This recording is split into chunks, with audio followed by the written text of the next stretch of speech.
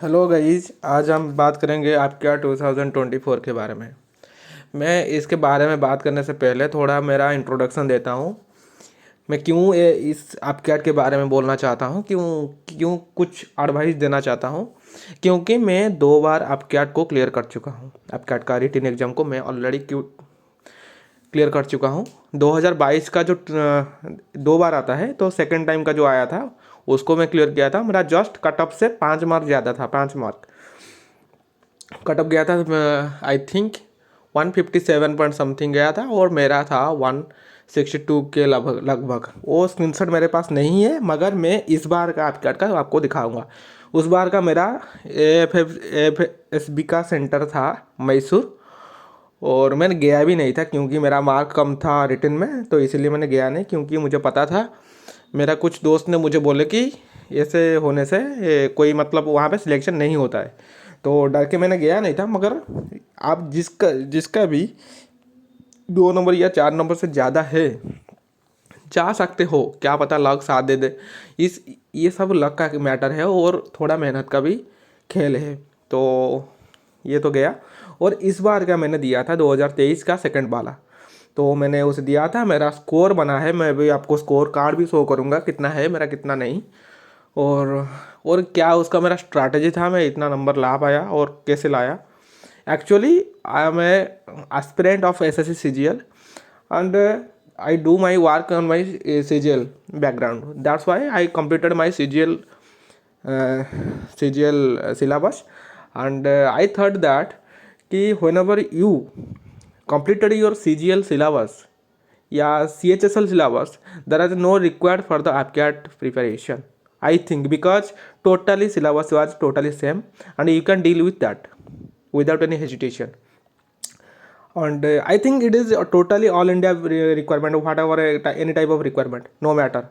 Enough is syllabus of SSC CGL is totally enough for the any kind of examination, or like a group B in anywhere of India. It's totally enough. Just Bihari our regional language subject, nothing else that. Okay, ये मेरा था।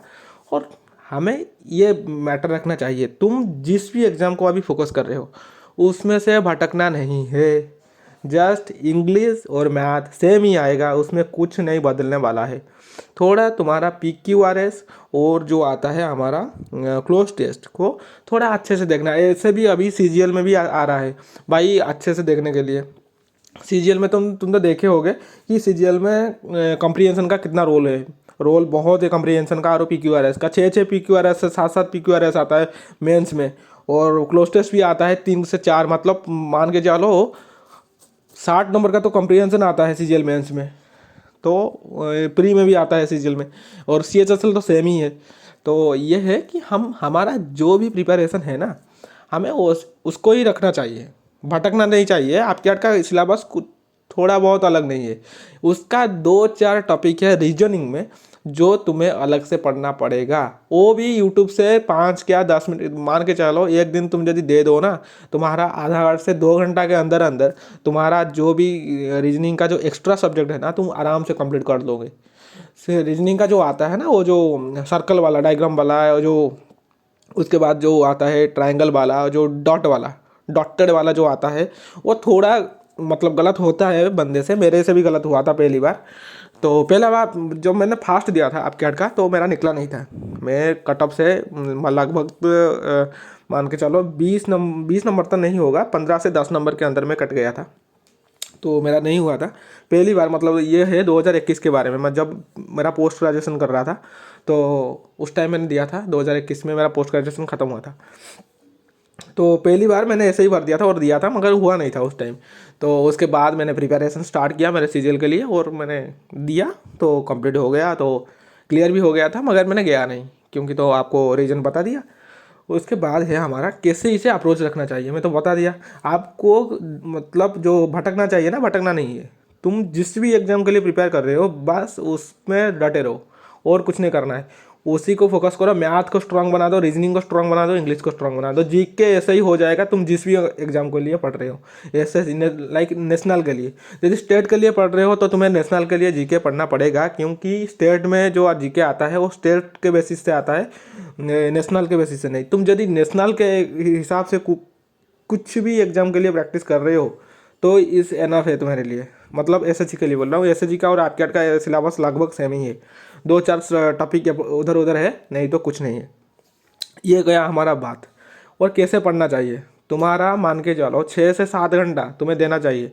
और अभी से तुम्हें PPDT and SSC के लिए prepare करना चाहिए, क्योंकि ये बहुत प्रेरो करता है। मेरा अभी एसएसबी है, 19 फरवरी को एसएसबी है वाराणसी में।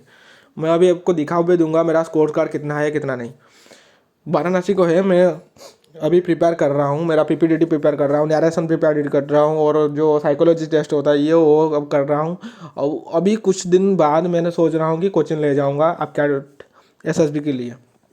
मगर मुझे ये मेरा पहली बार है एसएसबी, तो मैंने कभी नहीं दिया हूँ, तो थोड़ा बहुत इधर उधर हो सकता है, मगर मैं मेरा 100% दूंगा जो भी हो जाए।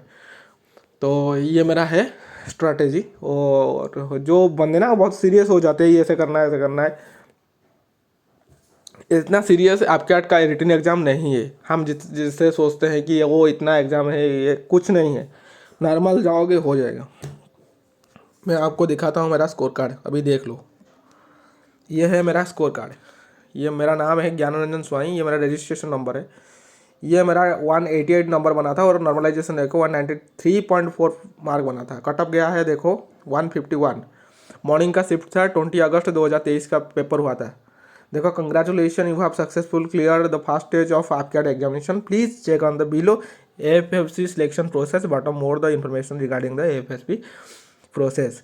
यहाँ पे ये जो नीचे दिया है ना सिलेक्शन का प्रोसेस, जिस बंदे को भी पता नहीं, इसमें क्लिक करना है और जाना है। तुम्हारा जिस दिन तुम्हारा रिजल्ट आएगा उसी दिन ही इसे भरना है। भरने के बाद तुम्हारा जो सेंटर तुम्हें चाहिए वो सेंटर को क्लिक करके सिलेक्ट करना है। और तुम यदि पहली बार हो, तुम्हें तुम्हारा अकाउंट देना है, अकाउंट का स्टेटमेंट देना है। उसके लिए स्टेटमेंट मतलब कुछ नहीं, जस्ट तुम्हारा IFSC code, account number, that's it, and your name. इतने देने के बाद तुम्हें, क्योंकि तुम्हें जाने आने का जो ट्रैवल अलाउंसेस है तुम्हें मिल जाएगा, पहली बार ये सबको मिलता है, तो इस बार भी मुझे मिलेगा नो डाउट। ये मेरा है आपके का कार्ड। इसमें कुछ नहीं था, मुझे लग रहा था कि 240 220 के ऊपर तो नंबर आ जाएगा, मगर मुझे पता है मैं जीके में करके आया था, थोड़ा जीके में गलत हो गया, तो इसीलिए नेगेटिव मार्किंग इसमें ज़्यादा था, तो नेगेटिव मार्किंग में मेरा कट गया। मगर ऐसे कुछ बात नहीं, ये भी डिसेंट स्कोर है मेरे हिसाब से, क्योंकि कट ऑफ गया है इतना कम। मेरा नंबर भी है 40 नंबर से ज़्यादा कट ऑफ है, तो मेरे हिसाब से कोई दिक्कत नहीं। 180 के ऊपर यदि तुम्हारा नंबर है तो तुम आराम से क्वालिफाई कर सकते हो। तुम्हारा यदि कॉन्फिडेंस लेवल और तुम्हारा नैरेशन का जो तरीका यदि सही है तो आराम से तुम पीपीडीटी और तुम्हारा जो साइकोलॉजी टेस्ट हो गया, जीटीओ हो गया, everything you can clear it. अब बट तुम यदि अब मतलब क्या, तुम यदि अब नया हो, कभी तो कहे नहीं, तो मेरे हिसाब से कोचिंग ज्वाइन करना चाहिए, क्योंकि उसका जो प्रोसेस है थोड़ा अलग है ऐसे एएफएसबी का। तो हमें थोड़ा वो जो तरीका है ना वो पता नहीं होता है, वहाँ पे हम कह नहीं पाएंगे क्या हो रहा है क्या नहीं।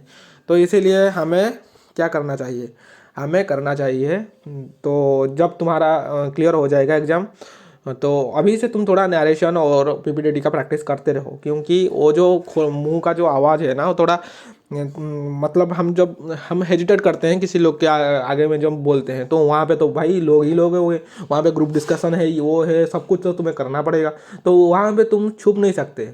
यदि तुम डिफेंस एस्पिरेंट हो तो भाई तुम्हें आगे आना पड़ेगा। ओके, तो मैं तो डिफेंस एस्पिरेंट था, मगर मैंने कभी दिया नहीं था। मेरा अभी मैं दिल्ली पुलिस एसआई का दिया था, मेरा रनिंग में मेरा कट गया, और Delhi police head constable minister भी दिया था, उसके बाद मेरा हुआ था, मतलब रनिंग में कट गया। उसके बाद सीआरपीएफ का मिनिस्टर भी हुआ था, टाइपिंग में कट गया, पेपर रेटिंग क्लियर हो गया था। बहुत एग्जाम है क्लियर हो रहा है, मगर बाद में मेरा फाइनल में नहीं हो रहा है। कोई नहीं दिक्कत, ऐसे ही मेहनत चलेगा तो कभी ना कभी तो हो ही जाएगा, क्योंकि हमें मेहनत देना है टोटल। ओके, ज़्यादा नहीं कि क्या हो रहा है क्या नहीं। ओके, ये मेरा एडवाइस था छोटा सा। यदि आपको अच्छा लगा भाई, लाइक इतना ठोको, उसके बाद मुझे लगे मैं कुछ, यदि तुम्हारा कमेंट आया कि भाई थोड़ा पीपीटीटी के ऊपर कर लो, पीपीटीटी कैसे लिखना है, क्या करना है, यदि तुम चाहते हो, मैं मतलब ऐसे वीडियो लाता नहीं, आप यदि बोलोगे तो मैं लाऊंगा। ओके, ये मेरा टोटली एसएससी बेस्ड मेरा चैनल है, मगर मैं आपकी क्लियर किया हूँ इसीलिए इसे डाल रहा हूँ क्योंकि मेरे बारे में थोड़ा बंदे जाने और मैं कुछ तो हेल्प कर सकता हूँ जो मैं खुद किया हूँ। रिटिन को कैसे क्लियर करना है ये जस्ट है। सब बोलते हैं रिटिन ले लो, ब्याज ले लो, ये कर लो, कुछ नहीं चाहिए, ब्याज नहीं चाहिए, क्योंकि हम जो जिस भी एग्जाम के लिए प्रिपेयर कर रहे हो तो एनफ है। यदि तुम कर नहीं रहे हो किसी भी एग्जाम के लिए only for the AFCAT, then you can go the admission any kind of courses you can available in an academy and any kind of no matter is that if you engage in any kind of a competitive examination in our national level, then no required for the coaching. Okay, it is the basic whatever I thought, I think I told him, I told you. It's all about myself and all about information of the APCAT 2024 notification. Thank you.